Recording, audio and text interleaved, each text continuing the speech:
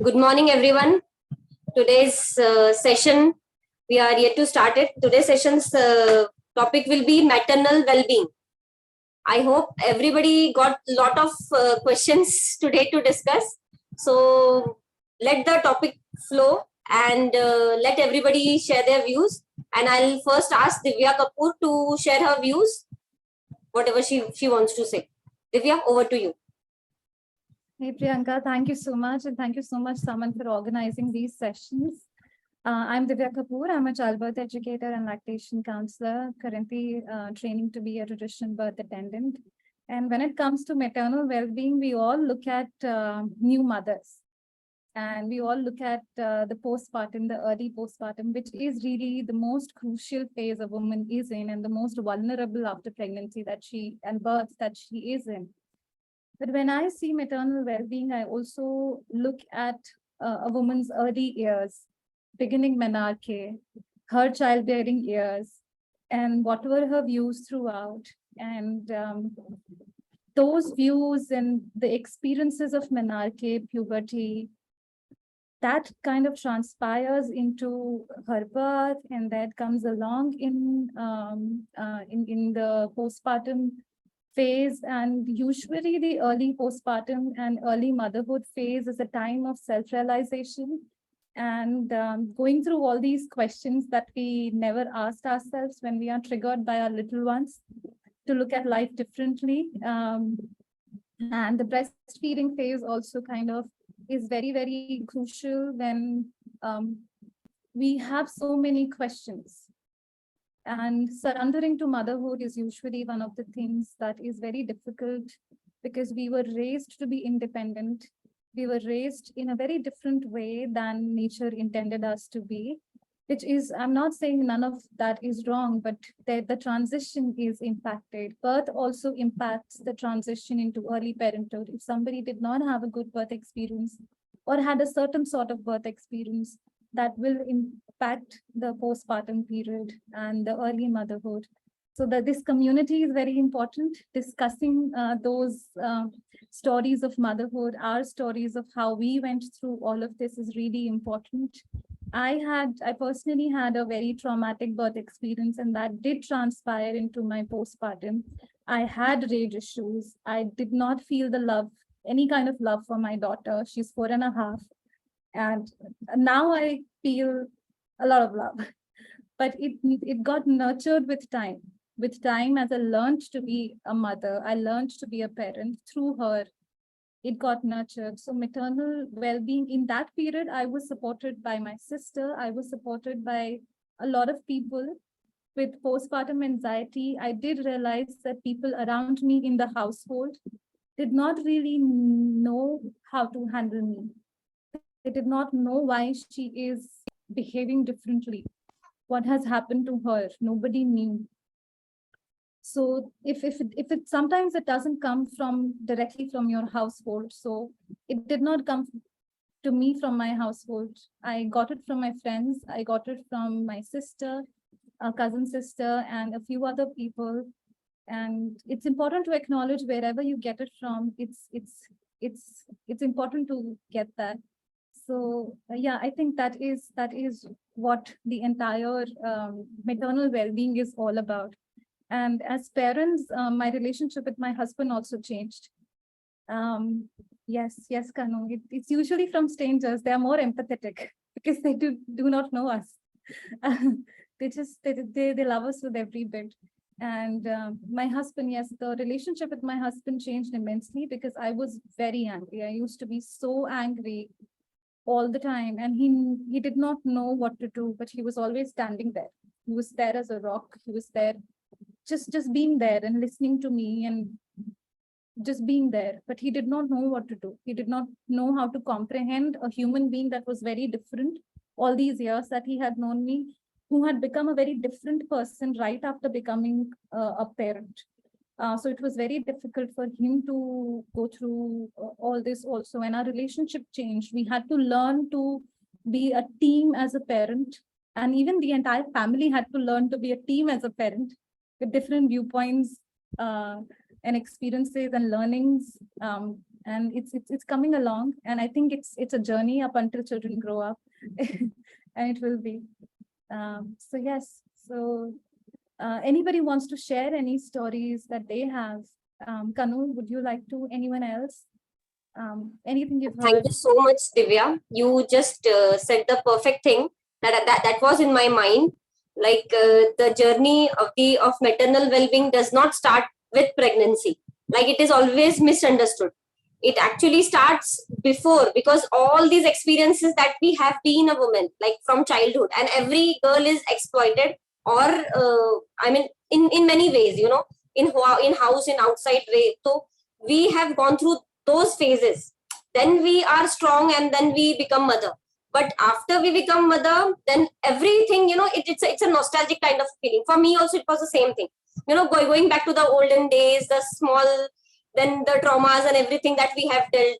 So yes, that definitely a girl, I mean, raising a girl is even more a big responsibility than any other, I mean, a boy, because the girl will again transmit the same, maybe the same emotions to the next generation. So therefore, in olden days, like I have heard telling my maid, my nanny was giving advice to my maid, like when you are pregnant, you should be, because at that time I was a child. So but I just heard, I know those words. So she was saying that you should always think good, before getting pregnant. You will be now married, and think about those things, all goody things, so that if you are happy, the maximum time, the feeling that you are actually in will impact the other half of the story. So that is very important. So exactly, you said it exactly right, and I totally agree with you. It's really nice. Thank you, Divya. So we'll go to Archana. Archana, would you like to say something about this? You have 5 minutes, you can go ahead. Yeah. Hi, good morning. This is Archana. Actually, this is my first baby, so I didn't have that much of experience. And I delivered my baby in Dubai. So till my 34th week, in 34th week only, I delivered baby. Until that time, no one was there. I was all alone. Nobody was telling me there to tell me, guide me. And I delivered baby in the 34th week. And my mother-in-law came there to help me. So but in this all my 3 months, I was never treated like I delivered a baby. That was a very traumatic phase for me. And I had a C-section, and after that, after 3 to 4 hours, my baby was near me. Okay, so she was all okay by God grace. She was 2.75 kg, and she was kept actually under observation for 2 to 3 hours, but she was all okay, and she was brought near to me. After that, sister checked me, like pinching to my nipples, and she said, "Yeah, you have breast milk, you can feed." So, my mother-in-law also saw that, and she was like, "Look, I have already told you that uh, drag your nipples every day while you're taking a bath. I don't know why." She said, "No, look at your baby. She's not going to latch it." I said, "No." Sister also said, "No, it's not like that. When the baby will start to latch, like because of that, it will be, and for baby it will be easier. You don't say like that." But every time, every day, whenever I am taking my baby to feed, she used to say that, "No, it okay, your baby can't latch." Okay. After that, I wanted a tea. She didn't allow me to have a tea. She said, "No, you can't take tea." I asked, "Why?" No, tea is very bad. You don't take it." So after 4 to 5 hours, my friend came with some, with some upma or shira. She gave me, and after that she said, "No, this is the last. After that, you will not be allowed to have this kind of food."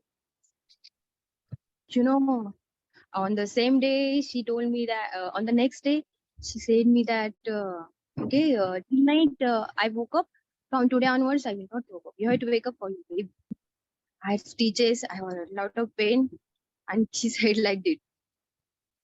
So on the next day, she didn't wake up. And from the next day, actually onwards, till 2.5 months, she didn't wake up for a single night.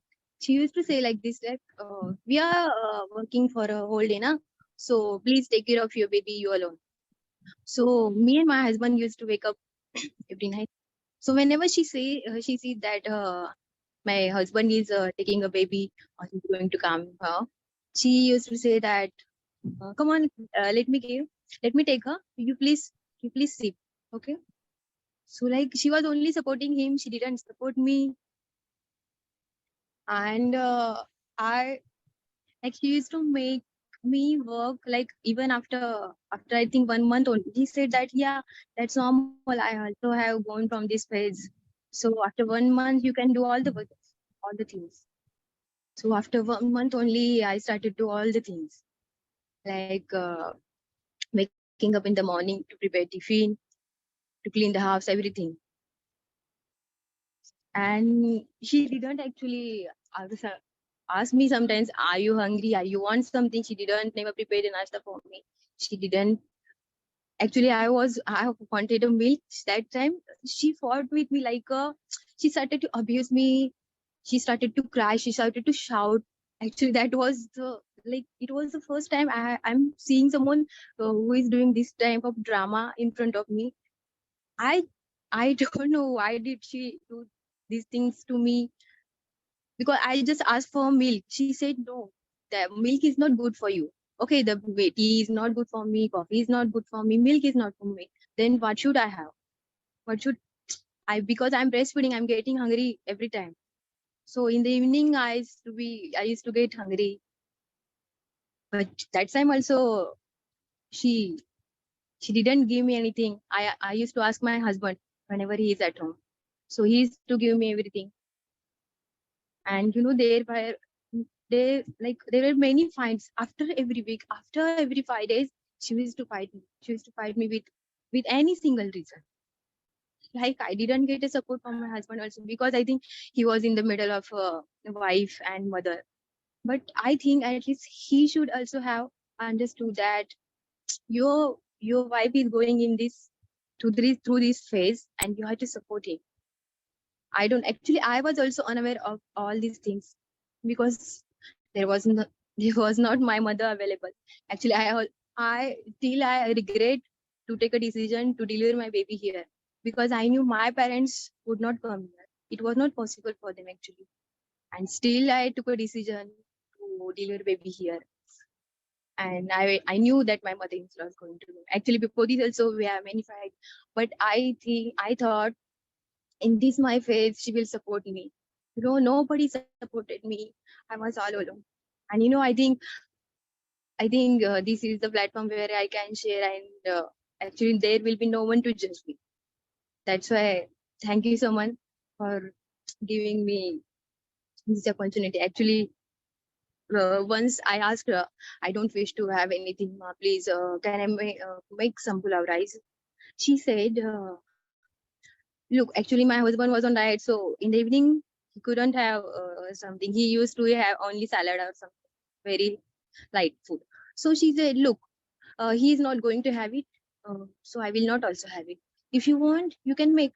Okay, otherwise do one thing, wake up early in the morning, make that rice, give it to him in the tiffin, okay, and then you can have it. So on the next day, I woke up early in the morning and I made it, I gave it, then I had it. So I was thinking like, who has delivered baby, me or your son has delivered? Like you are here to take care of me or him. Like she fought with single things for me, with me. And once she fought like, and she said that, okay, from today onwards, I will not do anything. You have to do all the things. Okay, from all the things. From that, from that moment, she didn't work. She didn't do any single thing. All the things I used to do. And I was just 2 months. Like my baby was only 2 months old. While we were leaving Dubai, like we were coming to India after 2.5 months. My husband was taking the bags in the car, and I was wearing socks. And she was like, "What are you doing? Okay, go help him, lift the bags and keep the keep those bags in the car. I was like, I was I started to do that, but my husband stopped me. When I went to India, and after 15 days, for the first 15 days, I went to in-laws place. And there, so I did all the things. I never treated from someone like you have a delivered baby. No one cared me. No one asked me that, did you sleep yesterday? Or, are you okay? So when I went to my maternal place after 3 months, there was also I was doing all the things. Like then my mother asked, "What are you doing?" My auntie used to ask, "Why are you lifting this bucket and why are you doing all these things? You as teachers, you have to take rest for at least 3 to 4 months." I said, "Oh, I really didn't know this because I have been doing this since I think 15 to 20 days when my baby was only 15 to 20 days old." Because we didn't have washing machine inside the bathroom. It was kept out of the house because there was not enough space. So, and she didn't know how to operate that machine. So I used to take that bucket outside, that heavy bucket, and I used to put on the machine, put the clothes in the machine, everything. Being a human being, being a lady, being a mother of two child, she didn't behave in that manner. Like she was thinking like, I have been doing all the things since my baby, like my baby was 1 month and 1 week. So you can also do, you should do. So it was, this was like her thoughts, like you can also do. But no one forced her to leave her place because that was her own decision to go to her place with her babies because he was very small. But you are here, you came here to take care of me, and you are doing all the things too. I'm still in that trauma that I can't forget those things. And still last 1 week, I'm crying, like remembering those things, those moments. And I just wanted to open myself. That's why today I decided to uh, open my heart in front of you. And thank you so much. That's it. Thank you, Archana, for sharing your story. We can only say that don't ruin your present and future because of the past. That's the least that I can say. Whatever happened has gone. Just forgive them, forgive your mother-in-law, forgive everybody in your life because nothing can be done. Right? You can't change people. You can only change yourself. You can calm your mind. You can go ahead because your children, your husband, your family needs you. Your mental health. Okay. So that is important. So don't have any grudge against anybody. Forget it what happened. Maybe she is giving back what she has got. That is the most, in most cases it happens. Like I am also an NLP practitioner and an NLP coach. So I know people, I mean, I have gone through many things, and so these things happen, but we can't keep grudges and we can't sit at the same place, right? Because you are still on that phase. When you remember those things, you still feel like crying. That means you haven't moved ahead, right? But who is caring for that? Nobody cares in the world, right? Only you are feeling the pain. Yeah. So nobody cares, but your children will be affected with your pain. Yeah, that is happening. And so that's why I you have to be that oil massage and bath, all these things didn't happen to me because I also feel that I was not in that state. Nobody treated me like I have delivered a baby. No problem. It happens. I know. It happens. Even when I delivered, you will not believe, it was a COVID time. So there was no maid, no massage, nothing. But it was a phase. We can't do anything. It's okay. We can't go back and change some things. So what happened has happened. Let it go. It's very good that you shared. We all are with you. Anytime you feel lonely and you feel like talking, you can call anybody of us. Even Nutan ma'am is also there. You can take her under her guidance. You can see the light in future. Yes. The future is your children. After Right? seeing her, Your children. I'm thinking, why didn't I meet her? Yeah. And see, your children will see the world through your eyes. Yeah. Okay. So your eyes have to be very wide, very happy, very, adjusting many things, because your children will look through your eyes. They don't know what is the world. Yes. So you have to be double, no, not triple, yeah, 4 times stronger than anybody else. Forget about those things, whoever did whatever to you. Don't care about those things. Okay? You are a girl, man. Then you survived so much because God knows that you can handle those things. Therefore, He has given you these powers. Definitely. Then, thanks for sharing. Yeah, thank you. Now we'll go to Meghna. Meghna, are you there? Priyanka, Nutan ma'am and Kanu wants Yeah, to say I'm there. something on Yes, yes, ma'am, please. Yeah. Ma'am, please, Yeah, please. yeah. No, what you're saying is absolutely right, Priyanka. But the thing is, when you have gone through a lot of trauma, sometimes it's difficult to just let go without some help. So, what help can Archana get? I feel is probably homeopathy, Bach flower remedies, and there are many modalities out there. Look for those, and see it as a personal growth journey you had, because you will now have so much compassion. If you say have a daughter-in-law who's in the similar situation, you will not treat her the way your mother-in-law treated you, because you will know what it feels like. And your once in a while, because you missed all that pampering, that head massage and body massage, once in a while go to a spa and spoil yourself with a head massage and a body massage, and just tell yourself, I missed it then, but I'm pampering myself now. And I don't know if you can choose any of whatever I said. To whatever works for you, you can try. That's all I wanted to say. Thank you. Thank you so much, ma'am. Thank you so much, ma'am. Thank you so much. So we have Kanu who wants to share. Kanu, you have 5 minutes. Over to you. Thank you so much, Saman and everyone, for this platform. And I heard Archana's story, I heard Divya's story. So my story is similar. I think we all. So my pregnancy was dreamlike, and the birthing did not happen as I was expected, but still it was fine. I mean, I did not have any physical pain, even though it was a C-set.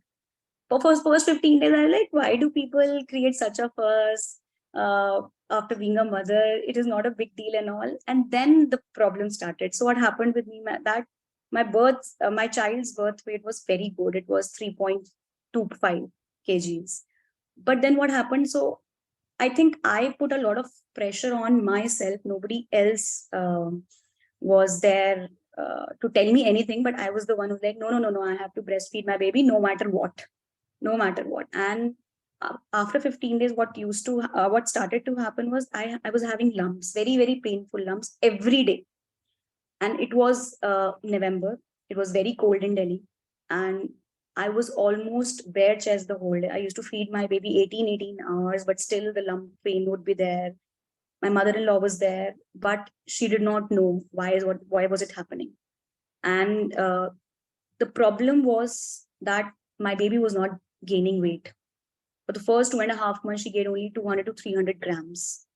The doctor was also pro breastfeeding, but I think I was more concerned about my own pain than her.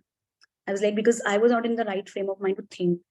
And as Divya correctly mentioned, that I think I never thought myself to be dependent on someone. Even through pregnancy, we were living together. I mean, me and my husband, we both got COVID. We both took care of each other. And so I did not think that I could be dependent on someone. And why should I be? And I used to do whatever I felt like before having a baby. I used to read a lot of books, travel, this and that. And suddenly after a baby, I was feeling constrained. I was feeling I have an exam tomorrow. I have to get up. And this exam is never going to end. And I wanted to talk to people, but I did not know how to express that. To whom to talk to? I did not talk to my sister. I did not talk to my mother. I said, koi samajh hi nahi sakta what I'm going through. My husband was there throughout. And I remember one evening, he was in the kitchen and went to him and I was like, I've heard people go into depression at this time. I don't want to go into depression. Please save me from going into depression. And actually, he saved me. I mean, we used to spend a lot of time before having the baby. But after that, he was taking care of the home, he was taking care of me, he was taking care of the baby. So obviously he also did not know, as Divya mentioned, that he also did not know how to go about it. He was also clueless throughout. And I think one of the reasons I realized was sleep deprivation that was there. After 2.5 months, we gave her formula, but this guilt was there in me that why did I do? And it was there till 6 months, 7 months. But then even now, so she is 21 months, I'm still feeding her. But I have overcome that after 1 year of her birth last December. So we had a talk, me and my husband, and he was very supportive in the way, okay, tell me, what are the reasons? I mean, why are you feeling what you are feeling? I was not looking for a sorry or something, but I wanted myself to be heard by someone, to understand what I was going through. I mean, that was one thing which really, really helped me. And then when I asked myself, what are all the things that I want to do, and which I could not do after her? Honestly, there were not a lot of many things. There was very small things, and if I could get time for them, so I think my thing would be solved. But that thing, that notion that you are attached to motherhood, or that notion that I think my notion was that my life would not change after having a baby. That was a very, very wrong notion in my mind. How is this possible? I am doing, and I was doing a lot of things which I was not doing earlier. So we never think about from that perspective, and nobody tells us. Everybody's like tell you in a very negative sense. Nahi, life to change ho jayegi. Abhi to bahut time hai. All these things. They never tell you the positive things. It was only my sister who tells that, you have to cherish every milestone. It is such a good time when you spend. I was like, when my daughter was 2 and 3 months old and I was going through all this, and I said, yaar, jhoot mat bol. Just don't tell me all these things just to, pacify me. I know it is not never going to happen. But now when she's 21 months old, I enjoy her company. So, this is how things change. But at that time, that one moment or that every day feels like a year that you have to go through. So this is all I wanted to share. Thank you. Thank you so much, Kanu. It was really nice. Everybody can relate to your story, or in fact, Archana's story, Divya, what Divya said. It's very common. Like what we are going through is everybody is going through the same thing. But when we are in that situation, I think we feel that only we are there. So that is what we need. We need other mothers who tell positive things and say that it's okay. It happens. It's a phase. It will go. No problem. Only that much I think is important. Only even one more thing that I just forgot to mention, that nobody tells you what actually it feels like. There was only one of my friends who told me it is very difficult. Nobody else. I mean, there is a gap that people have. ठीक है, ऐसे ही होता है. You're not supposed to share your struggles. I think that notion, mothers are very strong. You can do. बच्चे के साथ तो ऐसे ही होता है, ऐसे करना पड़ता है, भूखे रहना पड़ता है, क्यों रहना पड़ता है? Yes, these are all very normal. So when I told all these things to my mother, हाँ तो ऐसे ही होता है, ऐसे ही करते हैं. Like आपने तो मुझे नहीं कहा बताया, क्योंकि उसमें बताने वाली कौन सी बात है? Kanu, indifference is what you're talking about. When we are talking to mothers, we are indifferent because it's so common. We could still be empathetic. Perfect. Yeah. Correct. So what we like, today's topic is a very vast topic. I mean, it's maternal well-being. But what I feel is it's not only maternal well-being, it's the whole family's well-being. Because everything it's very interconnected. Like how your mother-in-law tells you, if she tells you something, then our mental balance goes from here to there. Or if the husband tells something. So I think the whole family needs first counseling, that a baby needs, the baby is arriving. So have a, good, the whole environment should be good. And accordingly, of course, the mother, when a baby is born, the mother is also born. Because she is a first-time mother, and even if she is a second-time mother, it's also a new experience for her, because one child is already eating her head and the second one is arrived. So, but nobody understands these things. So I think the seniors in our group will empower us more to with the solutions. Like we are only talking about the problems. Like so, we need the solutions to it. So I think Meghna is online. Meghna will share something. Then we'll move on to the solutions for today's session. Meghna, are you there?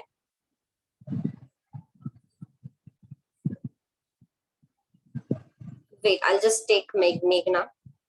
Meghna, are you there? Yeah. Am I Yeah. audible? Because Yeah, you are. You I'm are audible. traveling.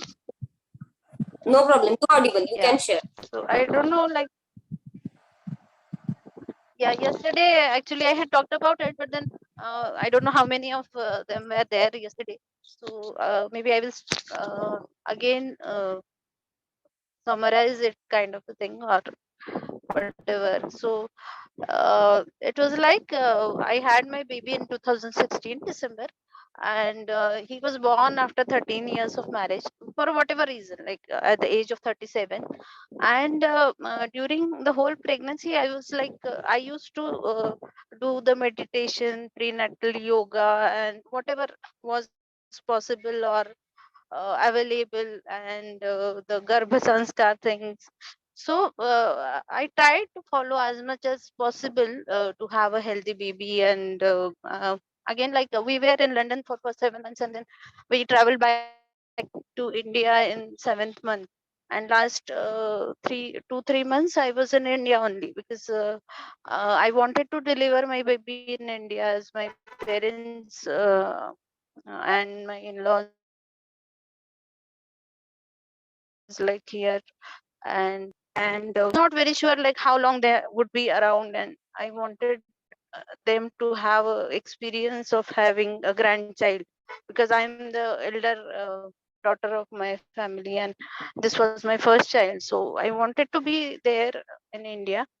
And what happened when we were in London, they had this glucose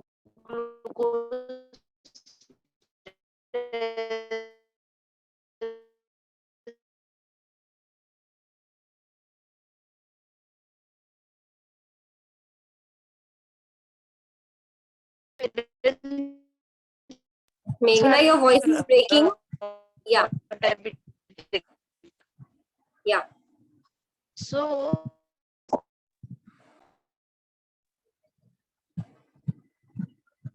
hardly 2.53 kgs weight I gained. And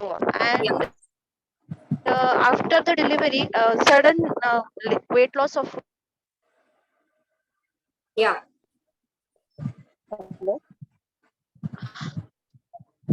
So it was like, and I for 15 days it was kind of okay, and after that I had a severe dizziness.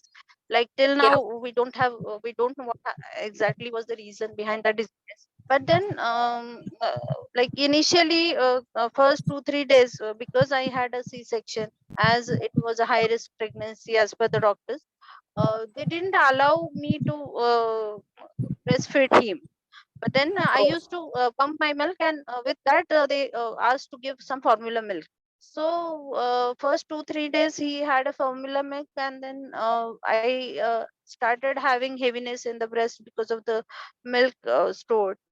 And we tried to pump it and give it to the baby, and uh, it was a hard journey, of course, because I don't know, like there was not much of the advice or proper guidance available. So after 3-4 days, like we continued with the same procedure, like with formula milk, pumping my milk. And then we came home, and again we tried, and my baby used to cry a lot whenever we tried to latch him. He used to cry a lot. So then we used to, because he was hungry, he was so small, and we didn't have much of the guidance. So whatever option, like either I used to pump a little milk, whatever was possible, and then otherwise formula milk was going on. So that was a phase, like where there was no advice, no guidance available. And then after 15 days, I started having those severe dizziness episode, and that was so severe. Like first 4 months, I didn't even come to my living room. My home, I used to be in my bedroom, and I I used to sit there. If I couldn't even call anyone, or I couldn't even look at my phone screen where I could scroll something, or I could get some information. So that was very different and bizarre experience I had. And because it was all like in my head, like my head used to spin.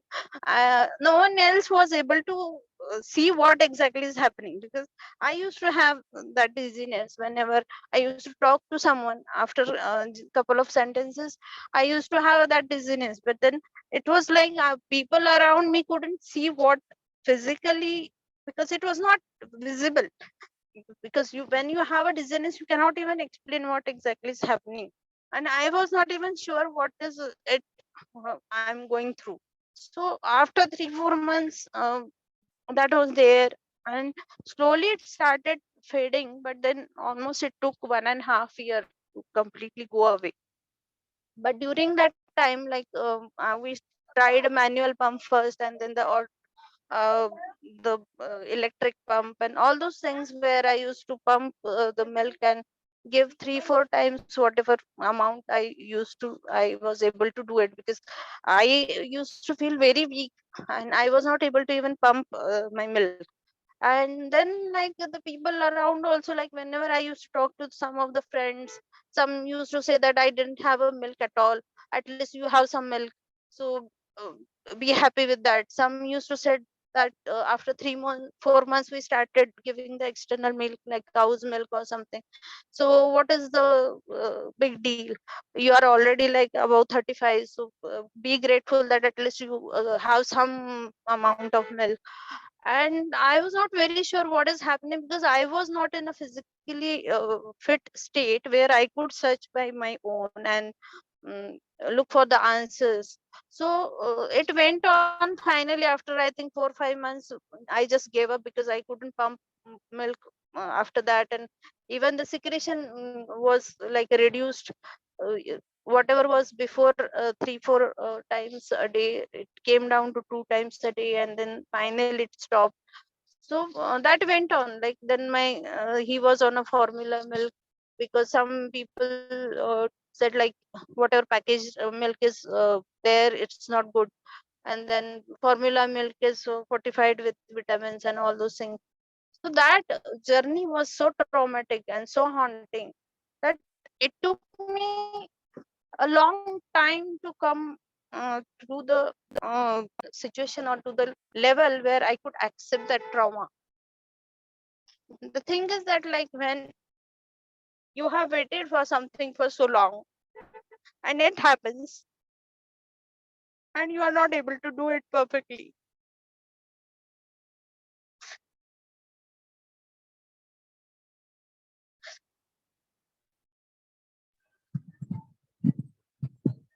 Meghna, it's okay. We are with you. Don't worry. We all are here to share your journey only. No problem. It's okay. See, whatever happened has happened. Okay, and it was not your fault. So don't blame yourself. Yeah, I Yeah, can understand that I was not yeah, like equipped with whatever information was needed. yeah. But then it was like the first thing was, I was not sure that I will have milk. And then when I had the milk, there was this haunting for a long time that though I had a milk, I couldn't give it to my baby. That was the most traumatic thing happened to me, Yes. because then also, like, it took me to heal myself for a long time. Because Yes. after that, like, when I started feeling better, only 2019 was the better year, I would say, in the last Yeah. 6 years. After that, COVID came, then I lost my father, then again, like, I lost my grandmother, my mother had an accident. So there were just events, one by one, haunting me in a way or other, where I could not even go back to my own wound and heal it. And yeah, now I would say, like, the pain is still there. I won't say that it won't be there. Even I say that it might be there for lifelong. The scar wound might heal, but there will be a scar always, and that will remind me that I couldn't breastfeed my child. And it's like you have only one child and you have waited for so long. You had a milk and you couldn't give it to him. So that was something, it took me so long to accept that fact. And I would say uh, now almost 80% pain has gone. I have accepted it, and I am like on a healing journey. For last 2 years, I'm working on myself like anything, because there are not only that thing, then there were many events happening after that. So, and I don't know, like mental health is something which is very neglected in our society, where people are not bothered about what is happening with people's minds when there are so many traumatic events happening.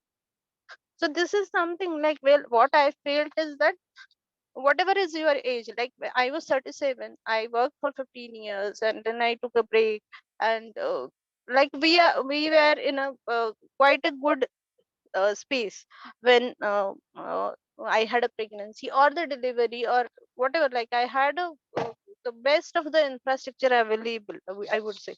So if that is something happening with me, I can't even imagine for the people who are like very young, very naive, at the age of 20, 25, 27, 30, where they have to face all these issues because they are not even like in a mature state, or they are not even have the infrastructure around. How do they deal with it? So maternal well-being is a very neglected topic.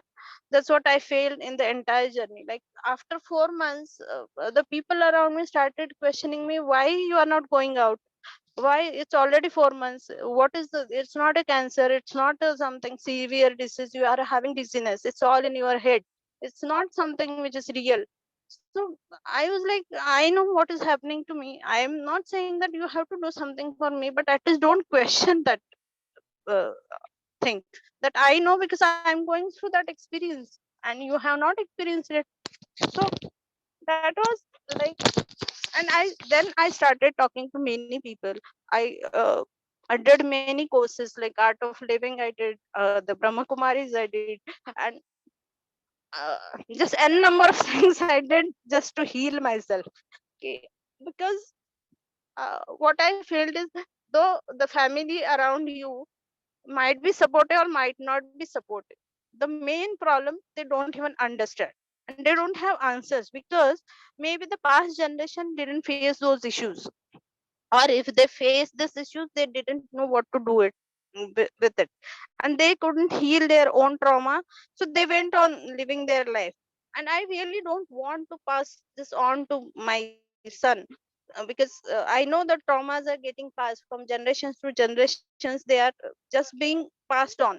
And this cycle I need to stop. That's what I started looking beyond this. Like I wanted to have those answers, why this trauma is being passed. There are so many events which are being repeated in the generations. Like then I talked to my mother, and then she said, like, when you were born, I was unconscious for around 5 6 hours, and I couldn't breastfeed you for at least first 5 6 years hours when you were born. And after that also, almost for a month, I had a dizziness, and still I used to feed you, but then I had a dizziness. So this is something which I started looking when I went through it. And then if I would have realized it before, maybe that was my birth trauma which passed on to my son's birth story. So then I started looking for the answers, because there is something beyond whatever is visible, and we need to go to that level where we have to heal it from the root level, so that these traumas don't affect your life for the generations. Because that's what I have seen, the patterns in my family, the patterns in my friends lives. Like I started talking to many people, I started to do digging for the answers. So uh, now I'm on a healing journey. I'm on a right path, that because what I observed, that when I started looking for these answers, which were not like other people, when I talk to them, they are not bothered about this question. Many of them are not bothered. This happens and then just ignore it and go ahead. Like life goes on. You don't have to dwell onto it much. But then when I was stuck into it, some people blame me that you are not able to let it go. I want to let it go, but then I want to let it go permanently. I don't want to be like just ignoring and thinking that it is not there. Ignoring or denying is not the way I want to let it go. I want to let it go when it is healed at the root level, and I am not haunted with all this, whatever, like my birth, my child's birth, or my when I lost my father. So I know that I want to heal, but I want to heal at the core, so that these patterns are not repeated in my life or my son's life or anyone else's life around me, where I can suggest them the healing. That was my learning from my journey from 2016, whatever I faced in life, that I want to go deeper, deeper and deeper, where I want to heal to the core. And then I want to be at peace, finally and permanently. That's what I was saying. And that is what I wanted to say, because Yes. this I talked to about Newton ma'am also, and she suggested some Yes. remedies. I started on that also. So that Yes. is my story. Maybe we can discuss it further. Yeah. Yes, thank you so much, Meghna. That was very nice. You like today's session, maternal well-being is about, like, in broader perspective. Perspective, it's about it. I'll divide it into two. Like the what is maternal well-being? Like from where it starts. Like very well, the I mean, Divya started like how before a child is born. Before that, how the girl has spent her initial years. It started from that stages, and you correctly started the conversation by giving solutions. Like it should be permanent, it should not be like just ignoring and not acknowledging the problem is not the solution. You actually have to heal, and the healing starts from, yes, acceptance. First to accept that there is a problem, and then you start healing. You very correctly said that. Thank you so much for sharing your journey, your insights. It is really good. Now we'll talk to Nutan ma'am. Nutan ma'am will share some exciting solutions to the everyday problems that the mothers face. Over to you, ma'am. Thank you, Priyanka. Yes, I have met many mothers with many trauma issues. And after having, people have tried all kinds of things like Reiki and pranic healing. And like Meghna said, she tried art of living, Brahma Kumari, so spirituality. But what I found works the fastest and the best. And I think it's good because two methods, EFT and Bach flower remedies, because they do not require you to repeat your story. Because each time you repeat your story, you relive your pain, like Meghna was reliving just now. And when you go for counseling, you have to relive your pain. And the counselor may have their own take on it, which can damage you even further if it's not, compassionate. So I find that one thing I'd like to share with everyone, because a lot of you have had cesareans. After you've had a cesarean, in the Bach flower remedies, there are two remedies you should take for sure, you and the child as well, because that will remove the trauma from the cells of your body. And that is rescue remedy, combination of rescue remedy and Star of Bethlehem. So whoever has had a cesarean, I tell my mothers to immediately start it. I mean, some take it, some don't. And also for the newborn to rub it on the baby's skin, because it gets absorbed through the skin. And that is for trauma relief. So all of you with cesareans, have it for a month or two, daily, 4 times a day. If you get the Indian remedy, then you need 8 drops of rescue and 4 drops of Star of Bethlehem. If you have the imported one, then you need half the number. Then you need 4 drops of rescue and 2 of Star of Bethlehem.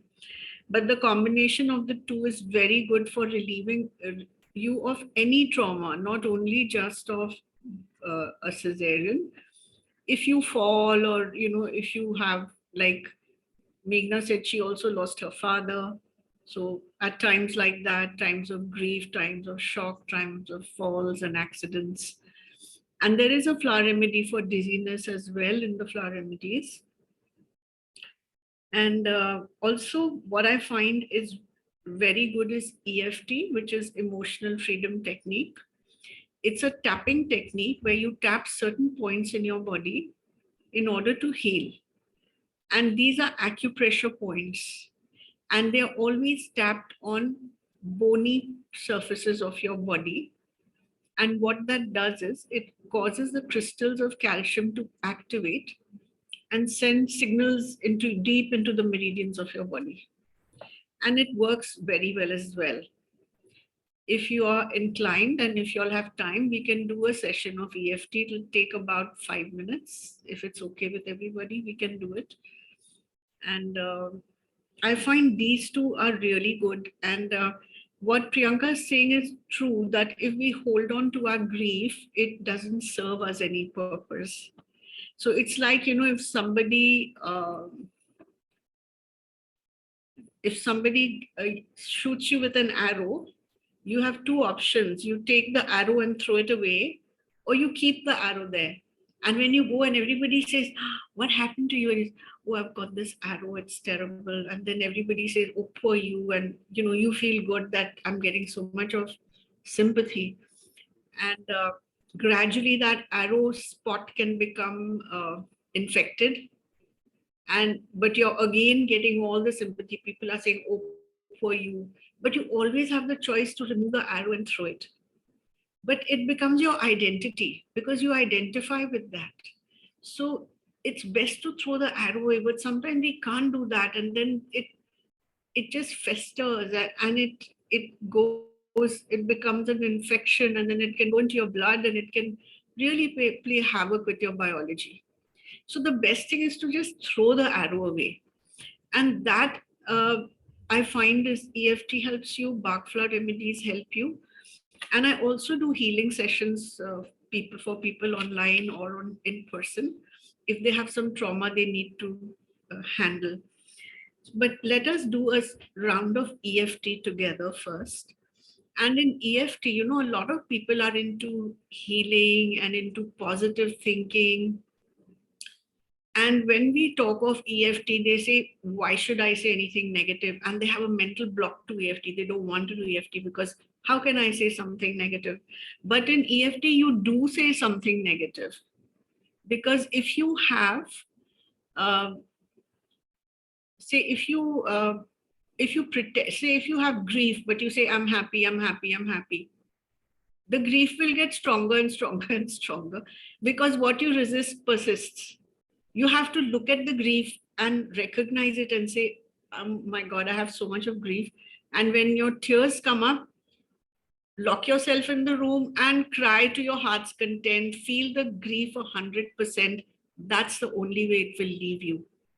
So positive affirmations, they work very often, but it's better to face what's bothering you and not just sweep it under the carpet and say an opposite affirmation to what you are feeling.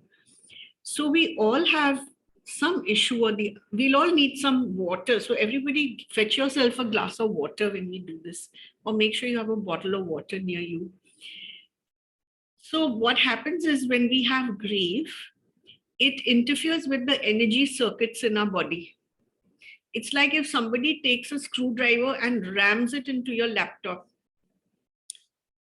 all the circuits will go haywire and your laptop will not work properly. That has to be removed and the circuits fixed together, and then your laptop will work properly. So EFT does that. It sort of takes that hammer, that screw out of your device, and it reconnects the pathways, the meridians as they should ideally be. And in EFT, we always tap for something negative. And then we give it, so we have 2 or 3 negative things in our lives. Maybe like for Meghna, it is, I'm taking, because she just spoke and her example is fresh in my mind. So her trauma after having her, not being able to breastfeed her baby, her trauma of her father, losing her father. Now, each of these traumas, you have to give it a number from 0 to 10, 10 being the worst.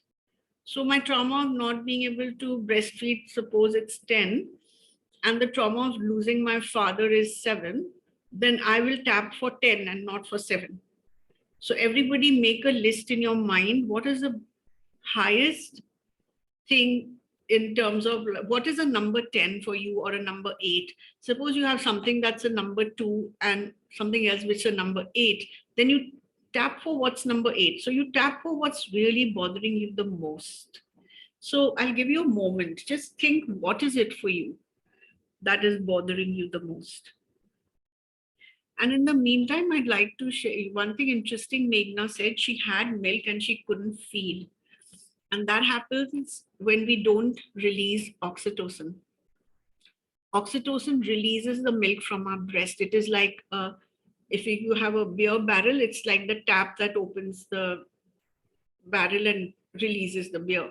So for breastfeeding, it is the tap that opens, releases the breast milk and makes it flow down. So what you have to do when you have difficulty in the milk flowing, you have to do whatever makes oxytocin,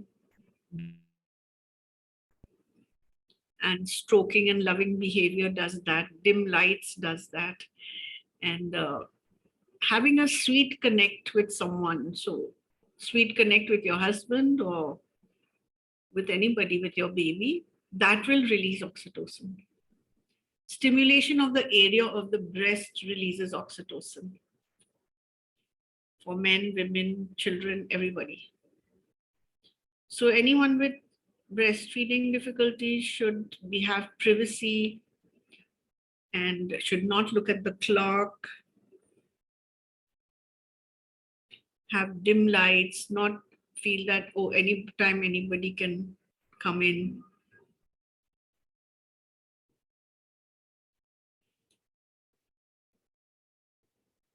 Lumps are very common there. Actually, lumps are not a problem. They are a sign of filling of the breast. So your breast almost becomes like stone. And when you fed the baby, it becomes softer. Lumps are not really a problem. It's just a sign that your breast is filling with milk. And when the breast is emptied, they melt out. So yes, sometimes women call me and say, I have a lump here. And then I tell them, look, that's normal. I do mention it in my antenatal classes, so they do know, but if someone still gets worried, then. Also, my book has all this information. My latest updated book has all of this information. Okay, I hope all of you have something to tap for, something with a high number, and you have your bottles of water or glass of water next to you, and we are going to tap together. So we tap here. This is called the karate chop point. If you do this with the karate, so we tap the karate chop point, and I'm going to say your statement. That is when you say whatever is bothering you. So suppose I say, even though I did not receive good care after I delivered, then your statement is, I did not receive care after I delivered. I wholly and completely love, forgive, and accept myself is the rest of the statement. We are going to say this 3 times together. So everyone, get your statement in your head. It has to be your words, not mine. So let's tap. Even though, say your statement, I wholly and completely love, forgive, and accept myself. Everyone remember the number of your statement, because we'll see what number we are at after we've tapped. Okay, so put your number in your mind, note it down. What is your number? Okay, second time, even though, say your statement, I wholly and completely love, forgive, and accept myself. Even though, say your statement, I wholly and completely love, forgive, and accept myself. So having said the statement 3 times, we tap the top of our head, just saying the statement, not the whole sentence. Just say your statement. The back top of your head, say your statement. Starting off your eyebrows, say your statement. Sides of your eyebrows at your temples where there's a hollow, tap and say your statement. Under your eyes, say your statement. Under your nose, say your statement. On your chin, say your statement. On the center of your chest, say your statement. Under your armpit, tap and say your statement. Do this with your wrists, the inside of your wrists, say your statement. Now the nail bed of your thumb, tap it and say your statement. Pointer finger, tap the nail bed of your pointer finger and say your statement. Middle finger, tap the middle finger nail bed and say your statement. Leave the ring finger, go to the little finger and say your statement. Now we take this portion between these two fingers. There's a hollow here between the bones. Just feel it, tap it like this. And don't say anything while you're tapping this. Look straight ahead of you. Without turning your head, look sharp down right, look sharp down left, and roll your eyes in a circle, clockwise and then anti-clockwise. Now, while you're doing this, hum happy birthday to you.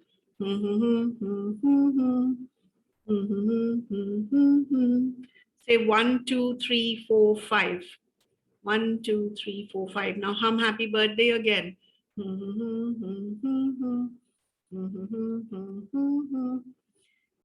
Say your statement again, going back to your karate chop point. Cover the top of your head with your hand. Take 2 deep breaths.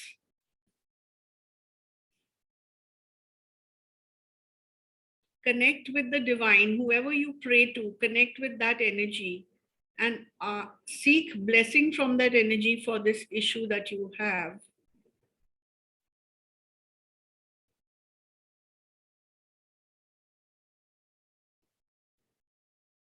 Now take 2 sips of water.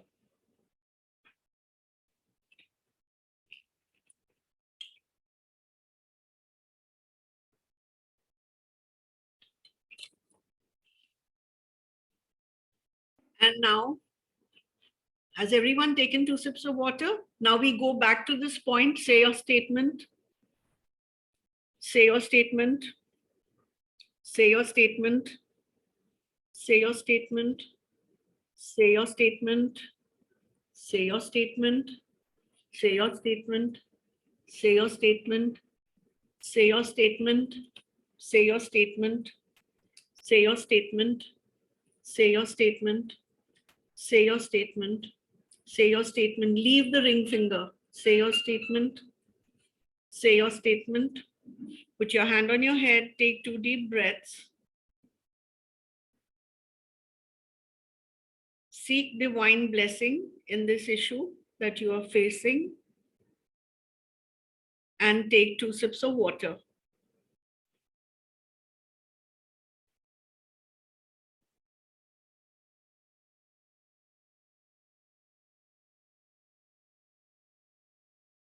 And now think of what you tapped for and see what number are you at. Is anyone can share what number they were at and what they are now at. Say, for instance, you can say I was an 8 and now I'm a 3 or what, like that you can say, whatever you're feeling.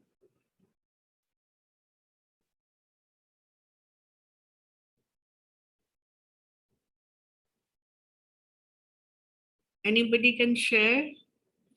The minute they connect with themselves and they decide what number they are at. I think it has really gone down to 5, which was really on the other side of the spectrum. And feels like I'm more aware of it and feel confident now in solving it. I think that's what I feel right now. Feel confident. Right. Priyanka, would you like to share? Yes, yes, ma'am. I think what she said, what Divya said is correctly, that it has definitely gone down. And second thing, we feel more confident that yes, I can handle it. From what number to what number? From like 10 to 3, Okay. because I've already been practicing many things. So, but Okay. now today specifically, I chose one thing, and then I thought it may be 10, and now it's very thing. I mean, I'm very cool with it. There's Like there's no end to yes, healing. We always have so many things to do. yes, All of us. yes, Yeah. yes. But this Gargi, thing, this tapping, really, it was a refreshing thing, ma'am. It was very refreshing. yeah. So what I'd like to say is, while you're tapping, you can also, you're in a better place. Happy to know that, Kanu. Okay. I am, what did you say, 4? Can you share? Can you unmute and share? And whoever can share, it will be really nice if you can share whatever it is. Even if you haven't changed your number, you can share. Yes?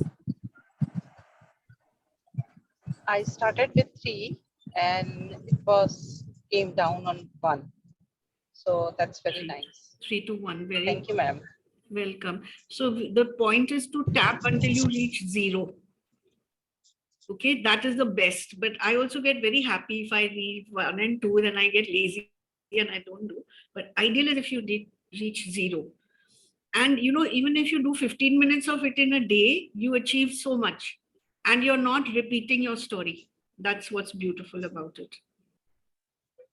Wow. Oh, I'm sorry you couldn't do it. Anyway, so so one thing I'd like to say if you're tapping, say suppose you say I couldn't breastfeed my baby, but I didn't get the right information at that time. I wish I could have exclusively breastfed my baby. So you can keep changing the statement while you're tapping. We did it for one statement, but while you're tapping, your mind will run helter-skelter and you can keep changing the statement. And then in the middle of that, if only I had my mother's support at that time. If only I had gone to India for my delivery. Anything that comes, you can just keep tapping like that. And so between tapping and EFT, I find the results are really good.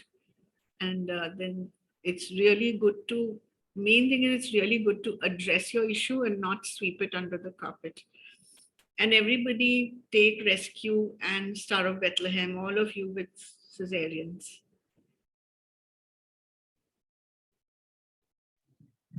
Thank you so much, ma'am, for a practical session. Thank you so much. It was really nice. And you rightly said that, I mean, this session, this thing that you said, the exercise that we did is actually is different from the others, because here we are taking control of our own self. We are not depending upon somebody else to heal us. When we go to a counselor, we tell them, as you said, we relive the thing, and then we are expecting him or her to heal. So that is a very long process, and I think that's a wrong process also, because they can't understand our problem. If you're not on the same wavelength, yes, she won't understand. Like if that, he won't understand. Yeah, he or she, if hasn't had a baby, will not understand exactly the depth of what you're saying. Right? Yes. Only you know that. In every situation, the person who has the issue knows it the best. Yes. So this technique is like, we know what has gone through us, and we are taking control of it, and we are into healing that. So this is the best method to heal yourself. When you know your situation, you know your position, you know your limits, you know that nobody will be there to support you, the family and all, but not on these things. They actually, the family doesn't know how to support, because we don't know what is the problem, what to ask for. That is what in many things happen, you know, misunderstandings and all. You are your own best friend, but there is something I would also recommend if any of you find called non-violent communication. That teaches you how to communicate, you know. So like you can say, okay, now I need to organize for my breastfeeding.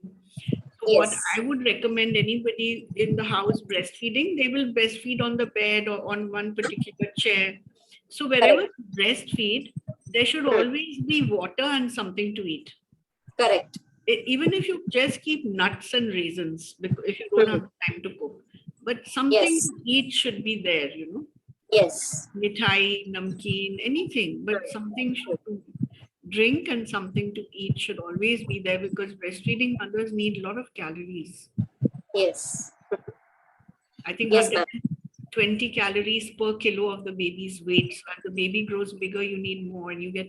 More. That is why they get so hungry when breastfeeding. Yeah. Correct. Ma'am, one thing I would like to share, it's my personal journey.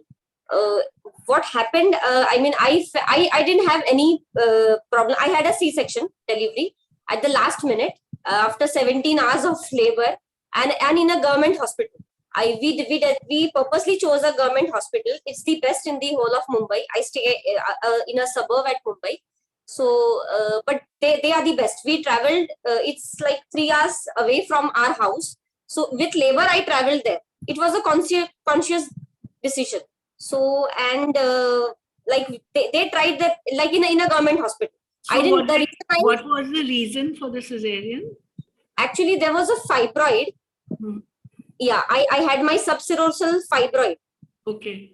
But it was detected in the 5 months of my pregnancy.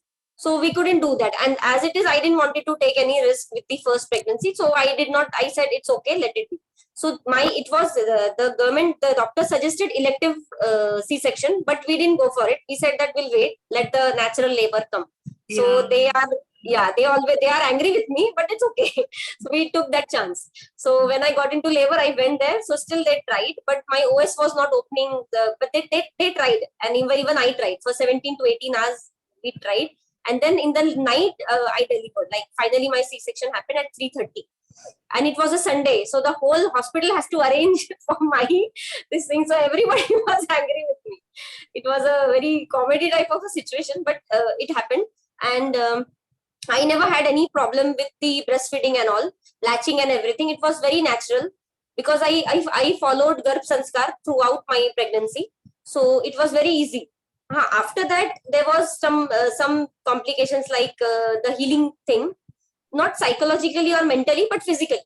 Because I am slim, so those things happen. But we even managed to get carried well. And then after that, I breastfed my child for I think. Just before 2 years, 11 months. Yeah. After that, he self-weaned. So before that period, what happened? Because he was growing, so the milk he was not getting enough, I think. So I started getting back pains and cramps in my legs. I used to drink milk and all, but my Ayurvedic doctor said that you must be, the calcium deficiency is too much than the intake. Because you're still feeding your child. So at some point of time, I got this sciatica problem for about 2 months. It was so grave, but still I didn't stop feeding him and tried to get many solutions. Tried many solutions, and finally it got healed with the pranic healing only. I did a bit of pranic healing, and then my NLP thing, and then of course the intake physically. I'm also taking many things. So then now it's perfectly all right. So the what I discovered is it was a product of a negative attitude that I got from my relatives. Like, still you are feeding? Why do you want to feed? And it started, I think, just 3 months. So they sowed a seed in my mind that why you feeding him still? So then I started thinking, he's a big boy now. Why do I feed? You're already very skinny. So your deficiency is going. You are being deficient. So those things actually planted. It's not that I was something lacking.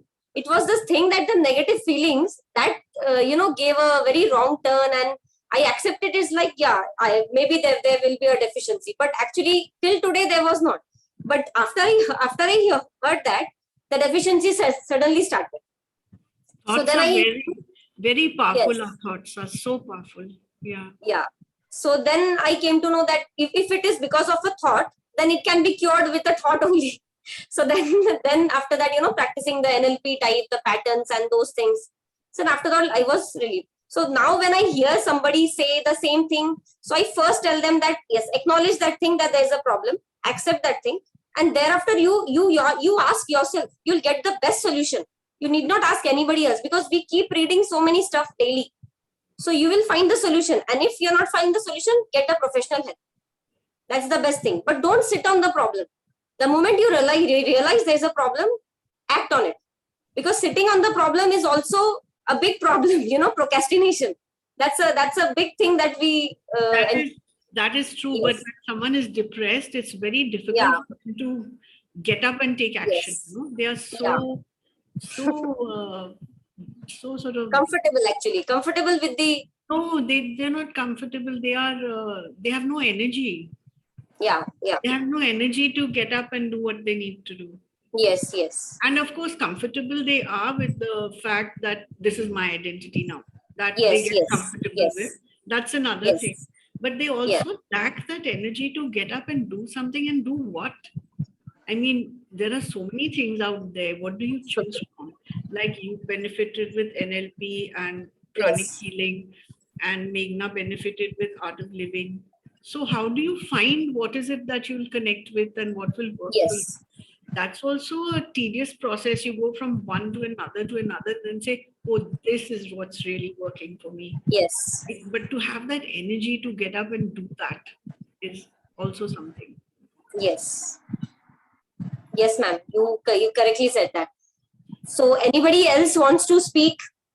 But for We that, are- anybody who's low should just take rescue remedy, Yes. so that they at least lift up, and then they can look at their lives and what they have to do. But just to be in that state where you can't do anything, that is also very real. Yes. Yes, ma'am. Thank you so much for this practical session and this eye-opener session. I think everybody will say the same thing. It's a reliving joyous moment. Like, thank you so much for sharing. You are an expert in this field. Hi, Priyanka. Hi. Yeah, tell me. Can I add something? Yeah. Please, ma'am. I was about to tell your name. Tell me, please, ma'am. Go on. No problem. Thank you, mothers, for sharing again. Wonderful story. And as Divya said, that from wherever we are getting compassion and love, we should take it. Because compassion and blessing doesn't know that who is poor and who is rich. That's many times our mates, our office lower class, people very loving, and they give the blessing. They always say thank you and wish us. But we have to take it very with open heart.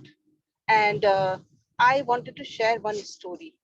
When government started a pension scheme for the elderly people, it was 300, 400 rupees per month. And everybody was telling कि इसमें होगा क्या, है ना?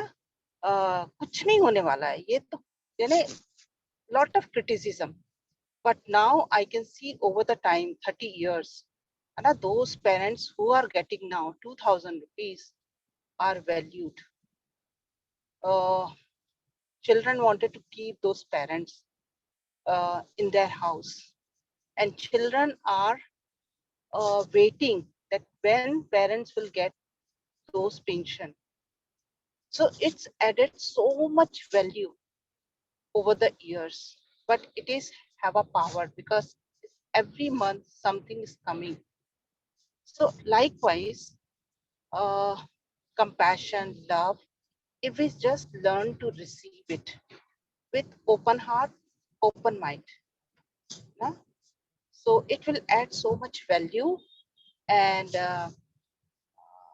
so much healing we will get over the time. So from wherever it is coming, just accept it like it is a big check, and it is really very helpful. Then what Priyanka said, that whatever is in our mind, we set, and it's really work, positive, negative. So mother, just say, I have a time. Just you say, I have a time. Even though you are busy whole day, but you say, I have lot of time. I'm cooking, I have a time, I'm cooking. Small, small things. Just practice it. And you will feel like you will enjoy more what you are doing it. It will add pleasure in your doing. And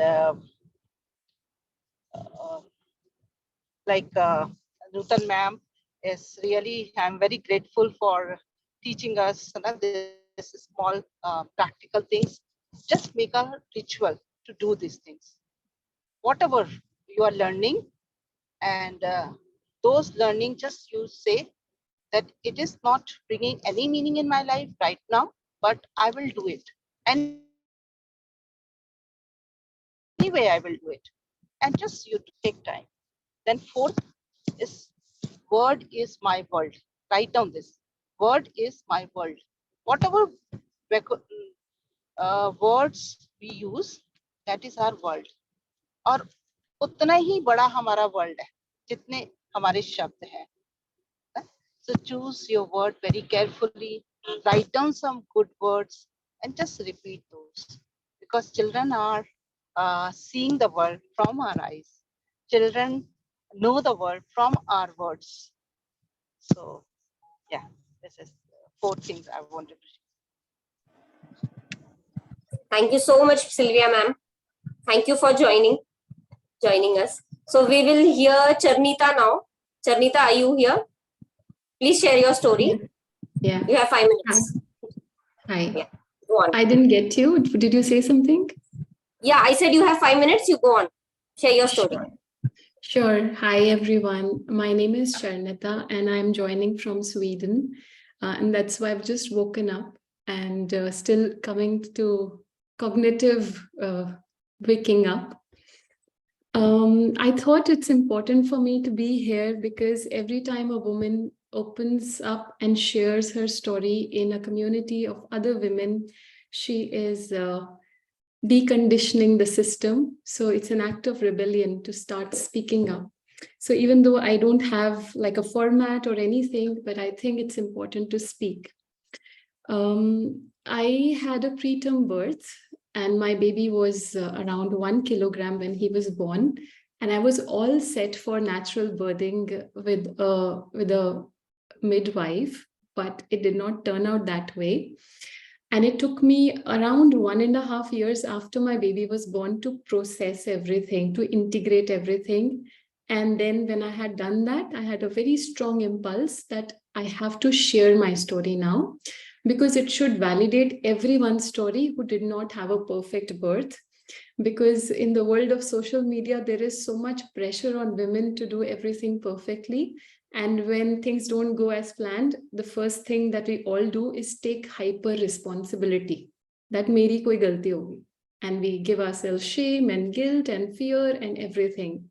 So it was very important for me to share my story. And so I recorded a YouTube video. I have a YouTube channel by the name of Charnita Arora, and I posted it there. So after doing that, I realized that I had catharsis. I had integrated my story. So I did not have a need to talk about it, कि क्या हुआ, कैसे हुआ, क्यों नहीं हुआ. But of course, as a mother, things come up sometimes in your consciousness. But what I want to share specifically in this time, not the horrible things that happened in the birthing space, because it seems to me that my system has metabolized that. कुछ हद तक वो digest हो गया है, और जो नहीं होगा वो निकल आएगा खुद ही, or I will work on it. But what I understood is in this journey that breastfeeding and motherhood changes our relationship with our body, with our mind, with our boundaries, with our emotions, and many new emotions come up which were not there.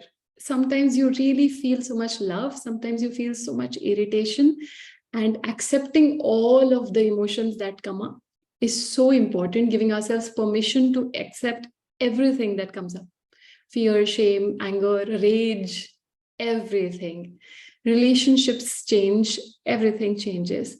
So I learned so much about my boundaries and where I am okay to stretch my boundaries and where I am not okay to stretch my boundaries. And the word mental well-being is so important because it is well-being and not well-doing. And every time I know this, it is true for every mother I've spoken to, कि जैसे ही baby naps, we get into doing mode. And so it's so important to, I'm not sure, but I'm getting a message. Divya, do you want me to? Okay, so maybe it's for later. Yes, it is. Okay, so what I realized was that I had to learn to not do and take care and be slow. And I have gone through something important. And as a mother, so many portals open up. You know, just say when we were doing EFT, you say a statement and then more things start coming up. So more portals intellectually, emotionally come up as mothers. The things that you did not think before come up, you know. And eating habits, you become more responsible of what you bring at your home. What are you role modeling for your child, your relationship? Like I was somebody who wanted lots of children. And now after having one and after being conscious, I'm like, just taking it all in. So many decisions change after you become a mother. So it's also so important to be at a loving relationship with your past version and with your future version, because a lot of times we can become so fixed with what we wanted and who we were. So for example, I had a very thriving professional life before I became a mom. I still do, but before becoming a mother, that was my main identity. And so when I became a mom, there was a sense of transformation, but also a void that am I losing the Charnata that I had made publicly as a professional, as a health mindfulness coach or something like that. And so to let go of that and to understand that loss and renewal and destruction and creativity are all parts of the seasons. And so they are parts of motherhood as well. Diet has been so important for me to take care of my omega-3s, calcium, magnesium, D3, B12. Before motherhood, I hadn't thought so much about it. I thought and I assumed I'm healthy, but now at least twice a year, I go for blood tests to see if everything is going well, because my body now is collective. Everything that I do to myself, to my mind and my body has a direct impact on my household, and my home is so important to my identity now. So, so mental wellness is now more about being slow, taking out time, reorienting for me, then not just doing, taking care of my diet. Yoga Nidra is something that has helped me ever since I stepped out of my hospital, because I am a highly sensitive person. So I take time to release the impressions that I take from everyday life. And I don't know if you know about Yoga Nidra, but there are so many free apps giving that. And it's there on YouTube as well. If somebody is having sleep anxiety or sleep disorders, which is so normal with a baby and with a toddler who wakes up so often at night. So, so that's something that is so helpful for deep rest, because without rest, we can't do joyful activity. And balance of rest and activity is so important to be sane in our overstimulated, pressuring world that we are in. So that is something that I wanted to say. I also feel that food has consciousness. And so when I did not get to be with my baby right after birth for many days because he was in NICU. And so I had this feeling, okay, how will I make up for the bonding time? And then what I did was I did something very simple. I trusted my body and I said that my body is producing food for him, and food is consciousness. And with my consciousness, I can program into him that I love you and I'm here for you. And this is a secure relationship. So no matter all that I have read about how important it is to touch your baby right after the birth, I had to reframe my narrative and find my own power tools.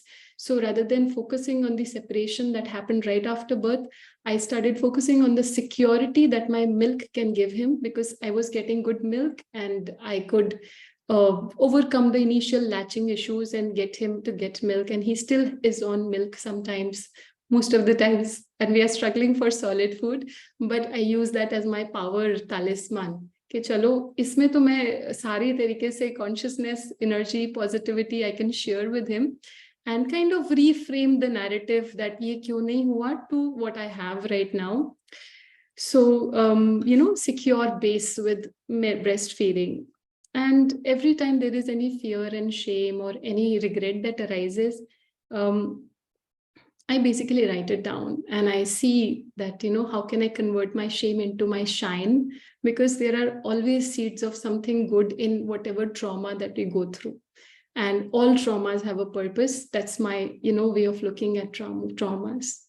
So I think that's something that came from my top of my mind and heart. And I hope that this reaches someone here and is useful for them. But I really appreciate that we have this portal here and there's so much consciousness here. Thank you. Yes, Charnita, thank you so much. That was a beautiful story sharing thing. Thank you so much for sharing your story. You started with the problem, with the trauma, and you also gave the solution, like how you overcame it. That is what we are looking here for. We are not looking here to hear more problems because we know everybody has different problems. We are here for the solutions, like how to overcome it. So you very well explained how you overcame, how ma'am also told us how practically we can overcome, like the rescue therapy and with the traumas. So all the mothers here, I think you have got solutions. Now you have homeworks to do and come up with the answers on the next session. Like we can discuss it. This will go on and on, but it's 12:35. So we will stop the session. I just have this question about the rescue remedy. That does it need to be applied or ingested? I have it, but I don't know how to use it. If somebody knows. Yeah, ma'am will answer. Yeah, you can add it to water and have it, or you can add it to juice and have it, or tea, anything. But if you can also put it on the skin and it can get absorbed. You can do either. Sure. How old is your baby now? He's 23 months. Okay. It takes premature babies about 2 years to catch up. So this must be just about catching up. Am I right? Yeah. Okay. Yeah. Great. Thank you so much, everybody. Thank you. Priyanka, I just Yeah. wanted to add a very small little. Yeah. Tell me. Sorry. Yeah, we had Archana's story and we talked about the support. We talked about everything. One of the things that I really felt is important is the support that women are not getting from the first line caregivers sometimes, and the right information about how to breastfeed, how to begin breastfeeding, when to introduce what, how to express, how to massage, like Newton ma'am was telling, how to have that oxytocin, because all these things, these little things matter a lot. So for all of us who are here and if we have loved ones who are pregnant right now, telling them and talking to them about preparation about breastfeeding. It's very important to know about breastfeeding when you are pregnant. That's what I see in my practice. When you're pregnant and you learn about breastfeeding, it becomes easier not to be misinformed, because especially about breastfeeding, there is a lot of misinformation out there. And what worked a generation before is not necessarily what's right and what might work for us. So it's very important for all of us who are pregnant right now and want to, are in that journey, to prep yourself, especially about breastfeeding in pregnancy itself. So because the first 24 hours to the first 2 weeks become really crucial, and they really bring down a lot of issues that have to be worked with. And then it's a lot of hard work. And hats off to all of you who've done a lot of hard work to get there. It's a lot, and it is a lot of hard work. Thank you so much, Divya. It was really nice to sum up the whole session. So we will today sum up for today's session. Thank you everyone for joining in, and let's hope that we will get more power, more solutions to the upcoming sessions. And thank you so much for today. Thank you. Thank you. Hello, am I audible? Yes, someone. Yeah, there's a little something I was just writing as all of you were speaking, and I just want to read it out. Can I? Yes. Yeah. Yes, someone, go on. Okay. I had the birth of my dreams. Yes, I still feel lost. My pregnancy, birth, breastfeeding was easy, just the way I had imagined. Yes, I still feel unfulfilled. My family didn't quite understand what I was doing and yet supported me, for which I'm grateful. Yes, I still feel lonely. My husband set a new bar for looking after the kids. Yes, I still feel abandoned. I love the idea of tandem feeding and it came to me naturally. Yes, I still feel touched out. The world feels I'm an inspiration. Yes, I still feel rejected. They say I have courage. Yes, I still fear. They marvel at my resilience. Yes, I feel worn out. I say I wouldn't have it any other way. Yes, there are things I'd like to change. I can express my feelings without reservations. Yes, I can no longer laugh or cry the way I want. Motherhood has rooted me. Yes, I still want to fly. I'm fine. I will be fine. Holding up, holding on. Thank you, everyone.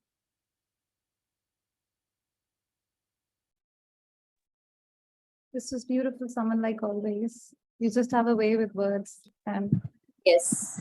Thank you so much, Saman. You correctly said it. Everybody can resonate with what you said. Exactly, you said the same thing. Beautiful were So- the lines where you said, I can never cry or laugh the same. It's so true. With kids around, you can't do that. Yeah, Laugh you can, but not cry. Thank you, everyone. correct. Beautiful. We'll see you tomorrow for the next session. Yeah. Just Yeah. a quick question, please. Someone Yeah. or anybody else who has an answer for this. When will the recordings be available for this, or are they available anywhere? Or would it take So we can start uploading them one by one, but we were going to actually put up another poll on our group asking if we want to do it on the existing channel. What's coming now is that even after this week ends, I think all of us wish to have a sustained communication.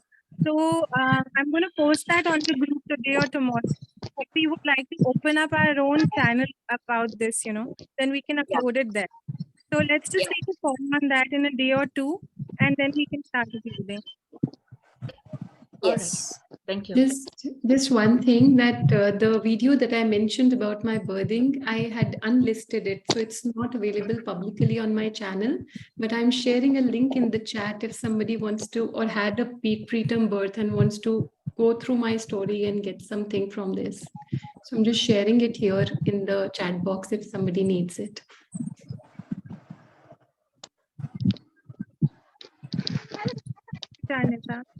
Can you share it on the WhatsApp group? Sure.